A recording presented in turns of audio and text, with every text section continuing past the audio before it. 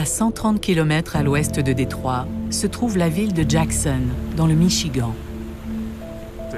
C'est une ville ouvrière. Les gens travaillent très fort ici. C'est une communauté sûre et agréable. Les gens ont l'habitude de ne pas verrouiller leurs portes. Les enfants jouent dehors. Tout le monde se sent en sécurité.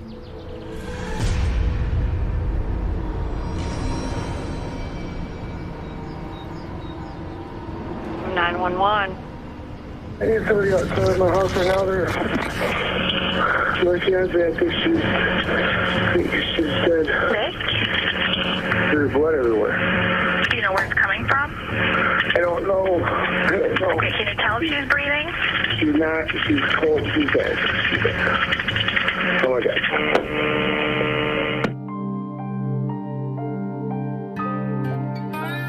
La victime est identifiée comme étant Frances Craig, 28 ans.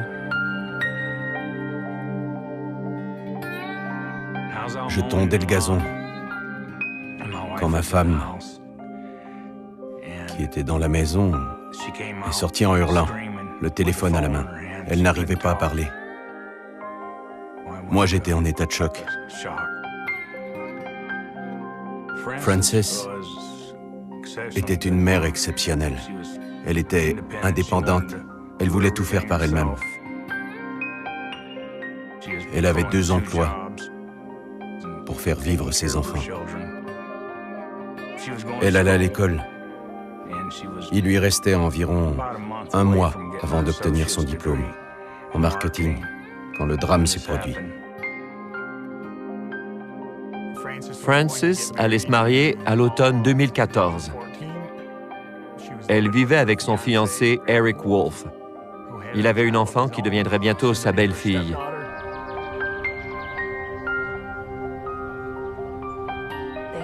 Ils venaient d'emménager dans leur maison de rêve, où ils souhaitaient élever leur fille et vivre heureux en famille. Elle était entourée d'amour. Les enquêteurs Andrew Sullivan et Brian Houghton-Locker et les procureurs Katie Resmirsky et Kelsey McKinney se voient confier l'affaire. On devait déterminer tout ce qu'avait fait Frances au cours des 24 heures avant son meurtre pour voir si elle n'avait pas eu des confrontations ou des désaccords qui auraient pu donner à quelqu'un une raison de la tuer.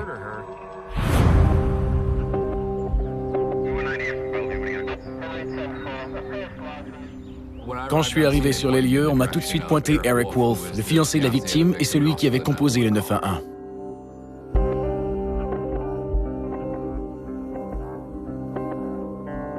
Pendant notre entretien avec M. Wolf, on lui a demandé de nous aider à définir la ligne du temps.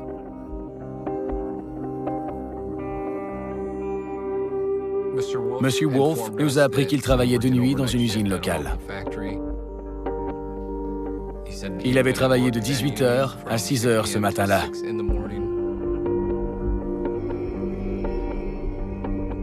Quand il avait trouvé la victime, elle était inerte et ne respirait pas. Il avait constaté qu'elle était morte. En entrant dans la chambre principale où se trouvait Frances Craig, j'ai tout de suite remarqué que le lit était de travers.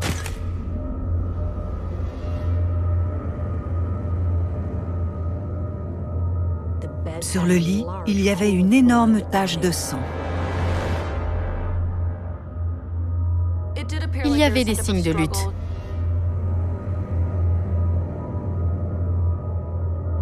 La victime avait une attache autobloquante au poignet gauche.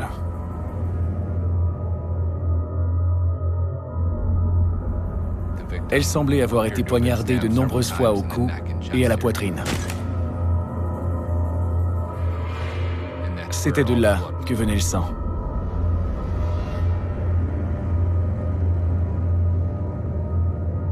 Elle avait été poignardée brutalement et avec beaucoup de colère.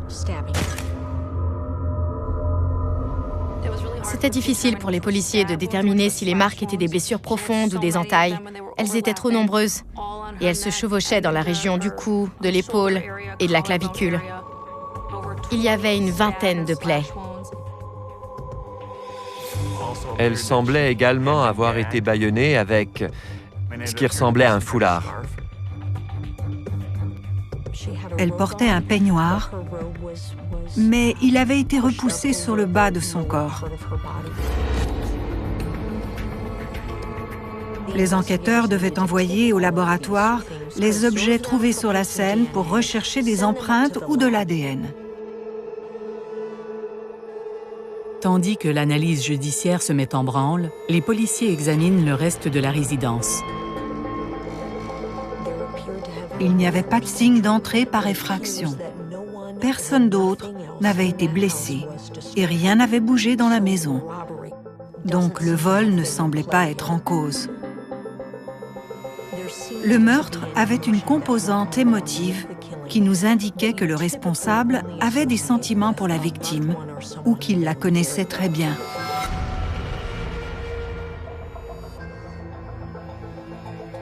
C'était un geste intime et personnel.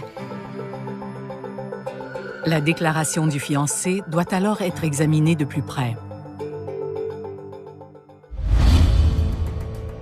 Eric nous a dit qu'il avait quitté son travail peu après 6 heures, qu'il avait fait un arrêt dans un restaurant et qu'ensuite il était rentré.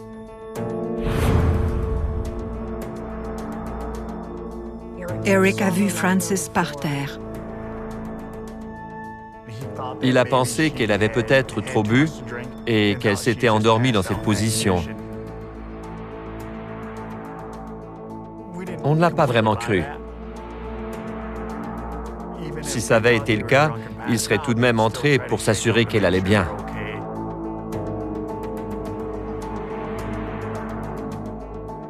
Mais il a décidé de fermer la porte et de s'éloigner de la scène.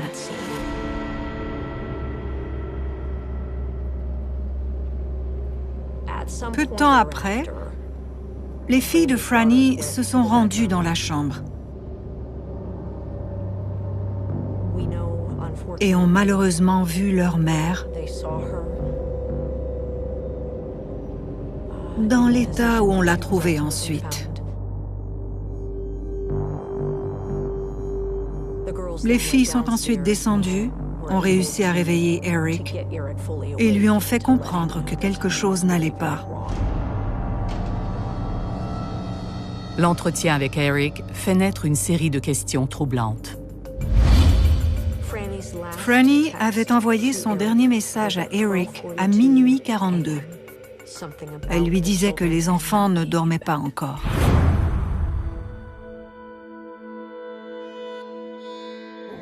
Nous avons consulté le laboratoire judiciaire du Michigan. En examinant le sang, ils ont pu nous dire que Frances était morte depuis plusieurs heures. Donc, on savait que le meurtre avait eu lieu après minuit, mais avant que Eric la voie peu après 6 heures.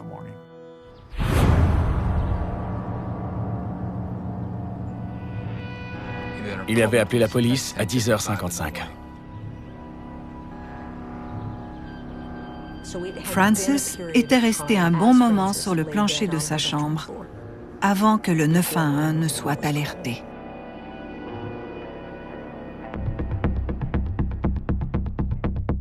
Les policiers emmènent Eric au poste pour l'interroger davantage. Il n'était pas très émotif pour quelqu'un qui venait de perdre un être cher. Pour nous, c'était un indice. Plusieurs choses que Eric a dites étaient louches à nos yeux. À un moment pendant l'interrogatoire, il nous a demandé si ça ne pouvait pas être un suicide.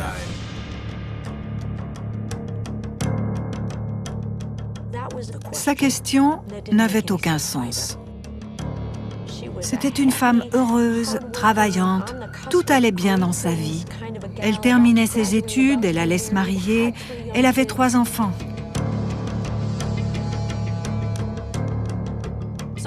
Eric nous a dit des choses contradictoires.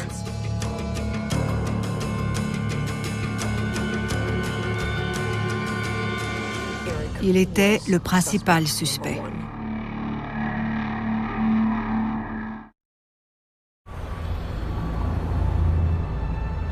Des déclarations louches à la police ont fait de Eric Wolf, le fiancé de Frances Craig, le premier suspect dans son meurtre. Comme il niait catégoriquement avoir quelque implication que ce soit dans cette affaire, les enquêteurs ont continué de chercher un élément qu'ils relieraient au crime. Les enquêteurs examinent la relation du couple. Apparemment, Frances et Eric traversaient tous deux une période de stress intense. Eric faisait des quarts de travail de 12 heures. Franny s'occupait des enfants et avait 2 emplois. On nous a fait part de quelques incidents. Des gens avaient entendu Frances et Eric se disputer. Les membres de leur famille disaient qu'ils avaient parfois des discussions très animées sur la façon de discipliner l'une de leurs filles. Eric avait toujours réponse à tout. Et les autres avaient tort. Il ne semblait pas respecter les femmes. Ils s'exaspéraient peut-être mutuellement. Préparer un mariage, c'est stressant. Peut-être qu'un des deux s'était mis à avoir des doutes. Ils examinent leur vie virtuelle pour tenter d'en savoir plus. Les technologies et Internet ont complètement transformé notre façon d'enquêter sur les crimes. Dans ce cas-ci, on a vérifié le compte iCloud de Eric et celui de Franny. On a obtenu l'adresse IP de leur connexion résidentielle pour voir quelles recherches avaient été faites de chez eux, à partir de tous les appareils qui s'y étaient connectés. On a réussi à savoir, en consultant les relevés téléphoniques fixes et mobiles, que M. Wolf était en communication avec d'autres femmes, en dehors de sa relation de couple. Le relevé téléphonique de Eric révèle qu'il a parlé à l'une de ses femmes à 21h08. Il semblait se présenter comme un homme célibataire, pas comme quelqu'un qui allait se marier. On a aussi découvert qu'il était membre d'un certain site sous un nom d'emprunt sur lequel il échangeait des photos de lui. Eric ne semblait pas parfaitement heureux ou ne semblait pas tout à fait prêt à s'engager pleinement dans cette relation,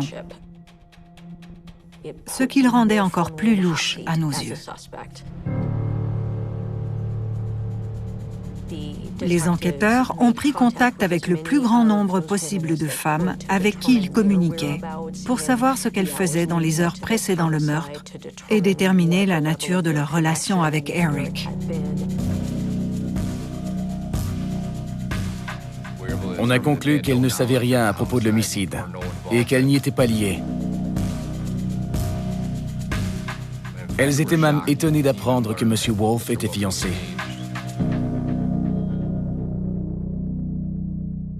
Donc, on a pu les exclure de notre liste de suspects.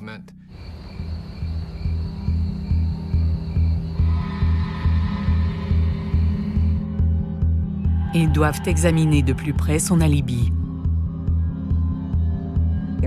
Eric travaillait de nuit. Mais même s'il affirmait avoir travaillé toute la nuit, il fallait vérifier s'il était réellement demeuré sur place pendant toute la durée de son quart de travail. Je me suis rendu à son travail pour parler à ses supérieurs. Leurs horodateurs sont munis d'un appareil photo.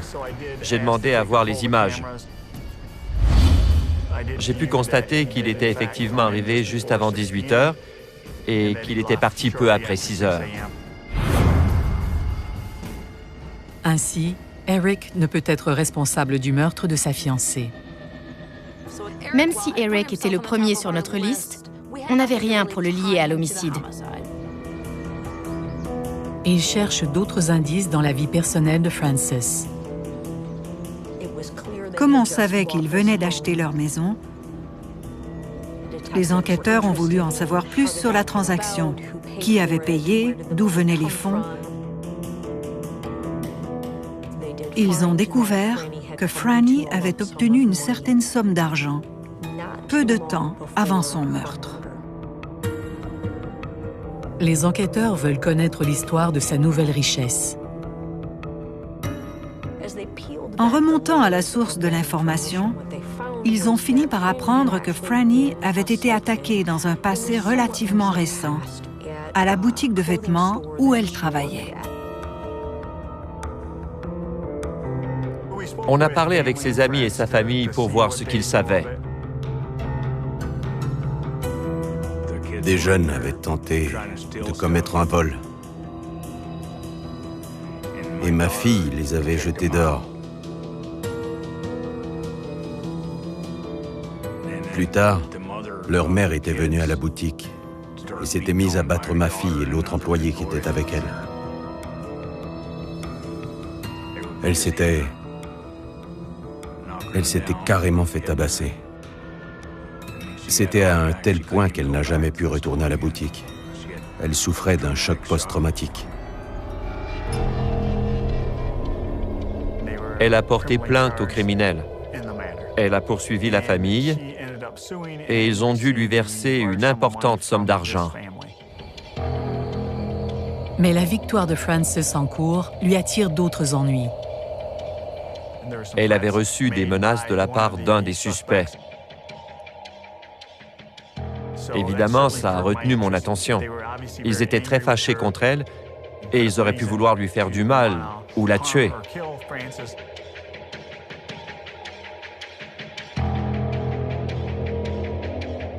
Des milliers de menaces sont proférées chaque jour. Est-ce qu'on les prend toutes au sérieux? On peut dire à quelqu'un « je vais te tuer ». Mais quand la personne le croit et se sent en danger, il s'agit d'une menace de mort, et c'est criminel. Elle était terrorisée. Elle ne savait pas ce qu'ils allaient lui faire. Ils étaient déchaînés.